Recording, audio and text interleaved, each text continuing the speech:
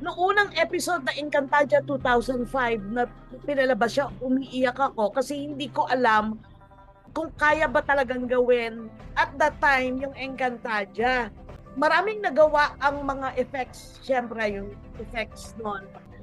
Pero merong mga bagay sa script na hindi kayang gawin. For Mhm. example, si Akil dapat ay isang eagle na Wow. nagiging humanoid, Mhm. no? Bilang ang Lereo naman kasi ay mas air at bilang kanang kamay ng Reyna, I think dapat may ganun siyang kapangyarihan. So, unang ginawa ko siya na humanoid, tapos nagiging eagle siya na pinapalipad para mag-surveillance, ganyan. Maraming adjustment noon na hindi nagawa, pero okay pa rin yung lumabas para sa akin noong 2005.